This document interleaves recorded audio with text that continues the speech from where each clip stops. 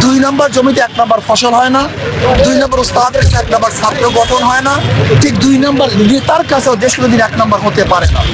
শুধু আমরা চেহারা পরিবর্তন করি, আমরা শুধু হাতের পরিবর্তন করি, কিন্তু চাঁদাবাজকে পরিবর্তন করি না। এক ওসি চলে যায়, এক অফিসার চলে যায়, কিন্তু দেখা যায় সেখানে দুর্নীতি যায় না। কারণটা কি? অফিসার ট্রান্সফার হলে হবে না, সেখানে মানুষ আদর্শ ভিত্তিক, ন্যায় ভিত্তিক, চরিত্রবান লোক যতদিন পর্যন্ত চেয়ারে না বসবে ততক্ষণ পর্যন্ত এদেশ কোনোদিন নীতি আদর্শ কোনোদিন প্রতিফলন ঘটবে না। দেখেন, আমাদের 2 দিন আগে 2 দিন পরে সময় নিয়ে আমাদের কোনো মাথা ব্যথা নেই। আমরা চাই একটা নিরপেক্ষ গ্রহণযোগ্য নির্বাচন। এবং দেখেন, হাবিব আউয়াল সাহেব যিনি সিএসি প্রধান ছিলেন, তিনি স্পষ্ট বলেছেন যে এই বর্তমান সংস্কার ব্যতীত যদি নির্বাচন হয়, 1000 বছর নির্বাচন করলো কোনোদিন সুষ্ঠু নির্বাচন হবে না। এর জন্য আমরা মনে করি 2 দিন আগে 2 দিন পরে এটা বহুত বড় দেখার বিষয় না।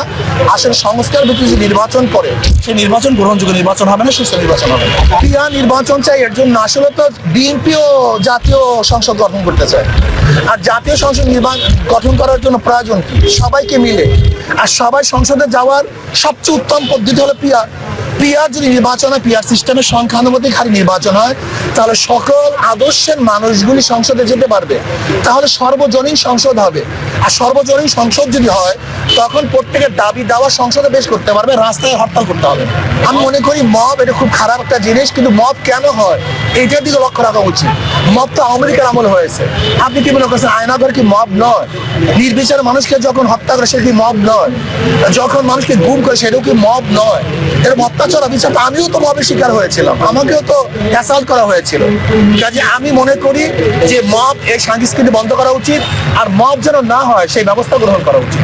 আপনারা দেখতেছেন সাংবাদিকদের প্রতিদিনের আমরা নিউজে কি দেখছি, বাংলাদেশে মানুষ ব্যবসা করতে পারতেছে না, আমাদের মা বোনদের ইজ্জত দিয়ে তারা ঘরে থাকতে পারতেছে না, আজকে যুবক সন্তানরা তারা থাকতে পারতেছে না। আজকে দেখা যায় বিএনপির কি গুণ, দেখেন পাবলিক বলছে, আমি বলি না, বিএনপির কি গুণ, 9 মাসে 150 খুন, চাঁদা তুলে পল্টনে চলে যায় লন্ডন। আমি বলছি নাকি, এটাকে দেখার জন্য আমরা আন্দোলন করেছিলাম, সংগ্রাম করেছিলাম। আমরা চাই এই দেশ শান্তি হোক, সবার অধিকার বাস্তবায়ন হোক।